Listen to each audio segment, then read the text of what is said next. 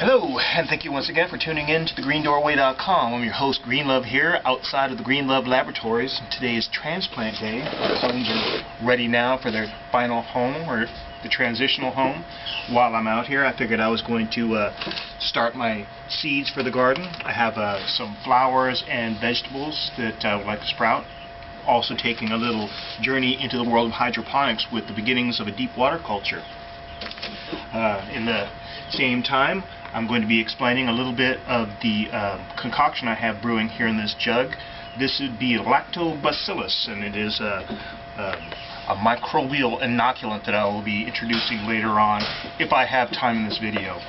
Here we have my cold frame for the giant pumpkin seedlings, which are no longer seedlings. They are actually turning out to be impressive little guys. They're about a month old here. I'm not exactly sure, but I'm going to guess just about a month. I have a couple of extras if anybody's interested in them. Back in the cold frame.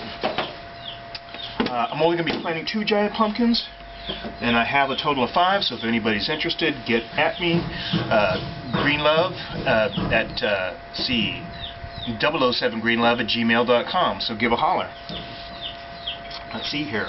Not every one of these guys is ready.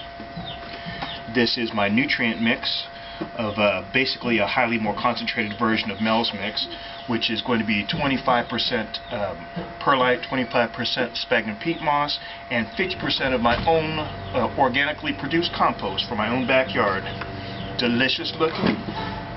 Let's see, in the transitional phase, I like to introduce a little bit of mycorrhizae. In this bucket I have a diluted solution of reverse osmosis water, and pardon the lawnmower and construction sounds. It's a sunny day, everybody's out doing active things like me in the garden. But this is reverse osmosis water with a little bit of very mild B1 and nutrient solution. Let's see, where do we begin? Let's take this first volunteer here. Here we go. Just about a week, little over a week, and the roots have really started to spring forth. I don't know if you can see that very clearly. This is not a very good camera, but I'll take a little bit of the mycorrhizae and I will sprinkle mycorrhizae on the root ball and put it in the top layer of the soil. Mycorrhizae, if I haven't already explained, is a beneficial fungus that has a symbiotic relationship with the root system of the plants. Once inoculated, the mycorrhizae forms a colony around the roots of the plant, and basically it uptakes all the surrounding nutrient and feeds it to the plant in exchange for the sugars that the plant creates. So it actually not only does it enhance the root system, but it actually spreads its own colony outside of the root system, so it's sort of a ballooning effect. Now once I've placed the clone into the cup, which is, I don't know if you can see that or not, but it leaves this, this rapid rooter plug just about flush with the top of the cup. Do a little backfill.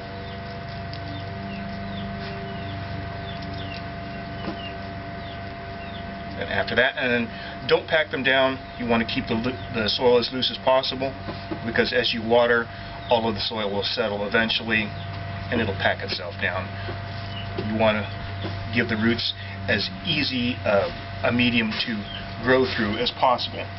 After I've done all of these, I will end up soaking every one of these with, like I said, the mild nutrient solution in B1. Looking at time here, I probably should get going. What I have are some Ed Hume's sugar peas, some heirloom tomatoes, which is their rainbow blend, which is really kind of interesting to me. I'll be transitioning these into topsy-turvies after they sprout. Northwest wildflowers, because here we are in the Northwest. I'm going to guess that they will have a better chance of surviving to next year's with I don't know, hopefully they will see themselves and continue to grow on the same sites. And I've never seen these before, zinnia, I guess, Giants of California. I've not seen these in nurseries or in florists or anything like that, so I'm looking forward to seeing what these guys actually look like. So, gosh, time-wise, it's running out of time so quickly. I mentioned that I was going to be creating a deep water culture for one of these clones here. Basically, I'll be setting these in a nutrient solution, and yes, an OMRI approved nutrient solution for hydroponics. This will sit in a 5-gallon bucket. I will have air stones inside of the 5-gallon bucket, basically aerating the nutrient solution and then kind of watering the plants and keeping them in a really aerated medium. You'll see more of this later on. This is the very first time I've ever tried this. So yeah, I'm running out of time. Maybe I'll continue this in a part B or part 2 later on. Thank you for tuning into thegreendoorway.com, your home growers resource for organivous cannabis. One of our neighborhood dogs is saying hey too. So I will check you out later. Thank you again for tuning it in. This is Green Love here at thegreendoorway.com. Maybe I've already mentioned the home growers resource for organivous cannabis. Ciao.